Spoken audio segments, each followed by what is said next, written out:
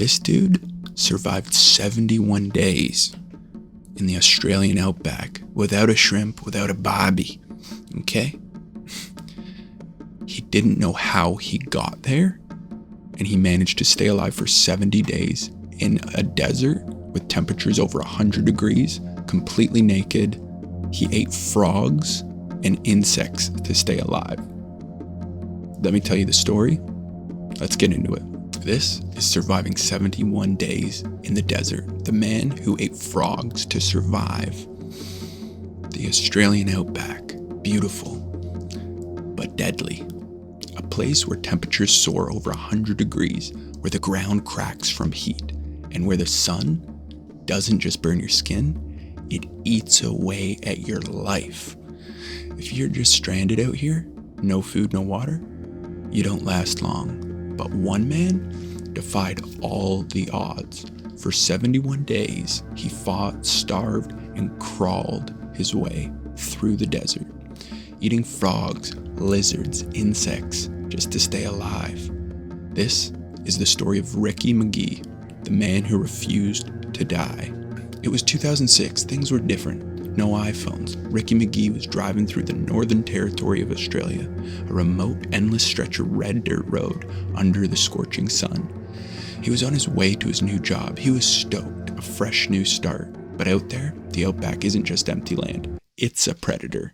And if you're not careful, it will swallow you whole. But Ricky, he wasn't worried. His car was running fine. He had a full tank of gas, and the road ahead was empty and clear until he saw them, a group of travelers waving him down. Hey, Ricky, we need help. Stranded, helpless. Ricky slowed down. I'm a good guy. I'm going to help these people out. He stopped his car. That's the last thing he remembers. And when he woke up, where am I? He was in a shallow grave. They had dug a grave for him, guys. Half buried under the sun. His car gone. Belongings gone. His body weak, his throat dry, so dry it felt like sandpaper. The sun glared down, cooking him alive. He was a roast chicken. His lips were cracked, his skin blistered, his heart raced inside his chest. Had he been drugged, robbed, or left for dead? There was no time to figure any of that out. He needed water, and fast. Ricky started walking, do-do-do. Every step was agony. The sun cooked the ground beneath his feet. His shoes burned. His skin peeled. Flies swarmed his face, crawling into his mouth, his eyes. He was swatting at them all day long. The heat was relentless. His body started shutting down. His vision blurred. His tongue swelled. He couldn't even talk. Hours turned into days. And then, finally, he saw it. A cattle trough. The water was muddy, stagnant, insects, diseases on the surface. But to Ricky, it was life. He dropped to his knees, and he drank as much water as he could stomach. That water kept him alive. But water wouldn't be enough. It's too much time. His stomach twisted with hunger. His body was wasting away, and he knew he needed to stay near the trough. But he also had to eat. So Ricky built a shelter. It was small, made of branches and scraps of plastic he found nearby. It gave him shade, and in the outback, shade is life. Imagine the relief you'd feel of that sun not beating down on you. Days turned into weeks. At night, temperatures dropped. Ricky shivered. His ribs pushed through his skin. During the day, the flies returned. They covered his face and he swatted them away. They feasted on his open wounds. But the worst pain was hunger. Hunger makes you desperate. And that's when Ricky caught his first frog. You heard me, frog. It squirmed in his hands, slippery, but he caught it. He ate it. An insect? His instinct said, do not eat it. But his body demanded he did. He bit down, raw, cold, disgusting. But it was food, nutrition, something to keep him alive. And that first frog changed everything for Ricky. Ricky became a hunter of the smallest things. He crouched near puddles. He waited for frogs to surface. He dug into cracks for lizard, ate ants, beetles, anything he could catch. Every day, his body weakened, but every bite kept him breathing. Nights for Ricky were the worst. Dingoes circled his shelters. They weren't trying to eat a baby. They were trying to eat Ricky. Low growls. Footsteps in the sand. Ricky was scared. He would lay barely breathing to try to not let them know he was there. Snakes slithered past his tent. One bite and it'd be over for Ricky.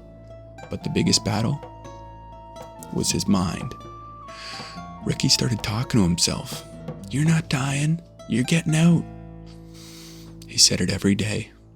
Because out there, when death is circling you, your mind is your weapon. It's what keeps you alive. And then, on day 71, that's over 2 months, guys. That's forever. That's longer than summer break. A dust cloud, a motorbike engine, a cattle station worker had spotted him. Ricky, barely human anymore, waved his frail arm. Help had come. When they found him, he had lost over 100 pounds. This wasn't really a guy who had 100 pounds to lose. He was just bones. He was a walking skeleton. But in this moment, Ricky was smiling. He had won the battle. Doctors called it a miracle, but Ricky knew the truth. It wasn't luck. It wasn't even a miracle. It was raw grit. It was frogs. It was the will to live. Where there's a will, there is a way. When the desert tried to take him, Ricky bit back. Because survival, it isn't about strength. It's about a certain mindset. When you're alone, when death is closing in, the question is simple. Yes, it is. How far will you go to see tomorrow? Ricky Megee answered that question. We don't all always get to get tested like this, but that man did. And Ricky's still here because of it. Thank you for watching and listening to this story, guys. I hope you enjoyed.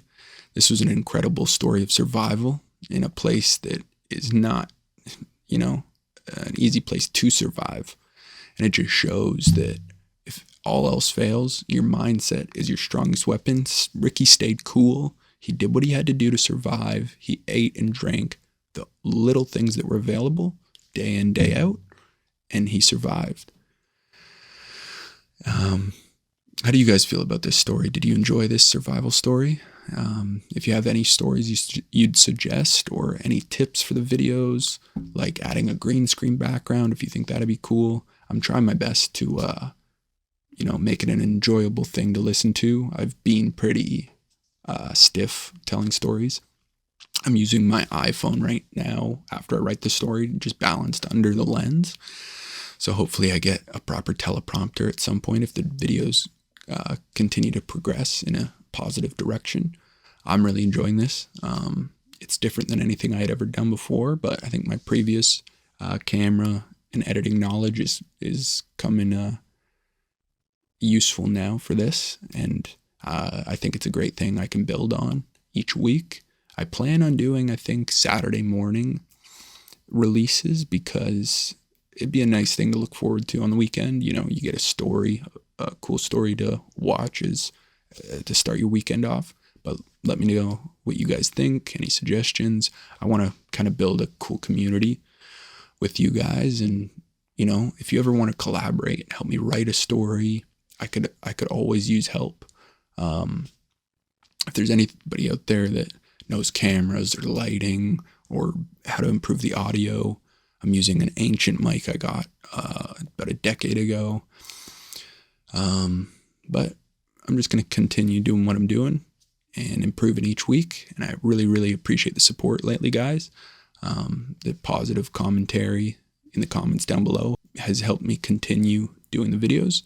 And this is something I can see myself doing for a long time. So don't hesitate to subscribe because every week, if not twice a week, I'll be dropping a survival video. And I just kind of like cool stories, like dudes that, their plane crashed or they were camping. And the thing that they used to survive for months was their flashlight or something, like they tore up their backpack and, made makeshift stuff to stay alive, to catch fish. And, they killed a bobcat and wore its skull. Anyways, thanks for watching. I'll see you guys next time.